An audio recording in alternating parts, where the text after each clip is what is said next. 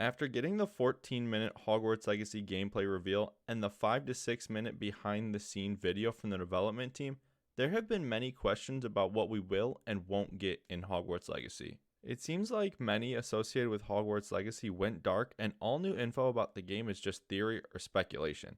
In this video, let's explore 7 things we still want more info about in Hogwarts Legacy. If this is your first time on the channel, welcome. I hope you enjoy your stay. For those of you who are returning, thank you for the support so far, as it's greatly appreciated and it helps my channel grow. If you haven't subscribed already, please consider doing so for more content like this. With that being said, let's get right into it and talk nerdy. Number 1.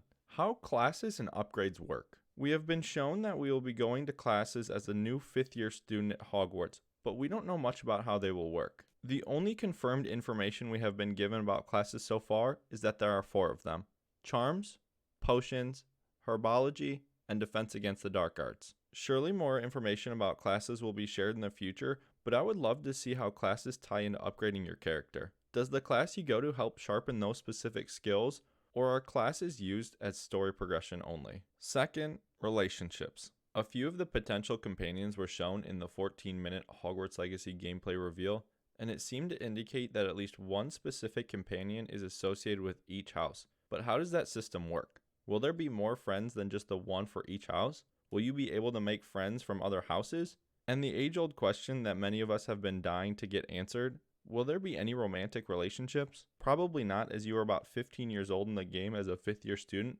but you never know. Number 3.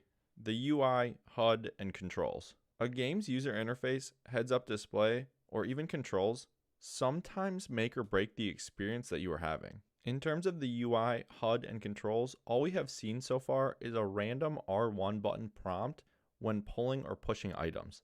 Having a clean, minimal HUD would most likely be best for a game like Hogwarts Legacy to help keep its immersion. What we've seen of the game so far is absolutely stunning, and cluttering the screen would definitely throw off that immersion. I'm also curious about how controls will work with spells, as they have claimed that there are dozens of spells in the game. Will there be a control wheel that pops up when you hold down a certain button, or will you have to input combinations to do different spells? Number 4. The morality system. Breaking the rules is fun, but will it be worth it? The developers of Hogwarts Legacy have pushed on multiple forums that this is an adventure that is yours to mold and lead, but how much choice will you actually have? Will we only unlock the unforgivable curses once we hit a certain level of Dark Witch or Wizard? Do the overworld NPCs treat you different based on your moral standings? These are all questions that will be answered in time, but I'm itching to know. Number 5. Everything Fantastic Beasts. With Hogwarts Legacy looking like an early 9th generation Pokemon game, we need to see more information about these fantastic creatures.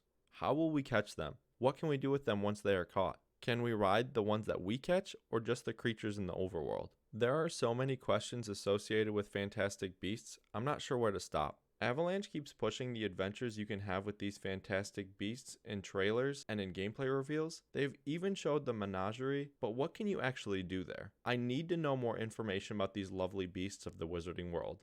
Number 6. Hogsmeade and Diagon Alley. During the reveals of Hogwarts Legacy to this point, we have seen mostly parts of Hogwarts grounds, but not much in terms of outside land that we can explore. We've seen clips and cuts, but I'm curious to see the vast open world that the developers are talking about and hyping up. Will we be able to go to Hogsmeade and interact with most of the shops, or only a select few? Also, where's Diagon Alley? We haven't seen anything on Diagon Alley thus far, and I am led to believe that it is either not in the game, or it will be coming as DLC. Number 7, and last but not least, Quidditch. The most popular game of the wizarding world has been a huge topic in Hogwarts Legacy since the initial release trailer and has been teased ever since. We have seen broomflight in Quidditch robes and even a pitch outside of the castle. As most of us would assume, the House Cup will be up for grabs during your tenure at Hogwarts, but will this include the Quidditch House Cup?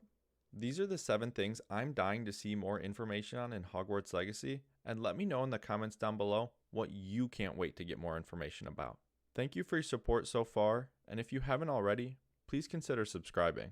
I'm on my way to 100 subscribers, and I'm at a loss of words for all the support that you guys have showed me so far. Thank you for watching, and I'll see you in the next video.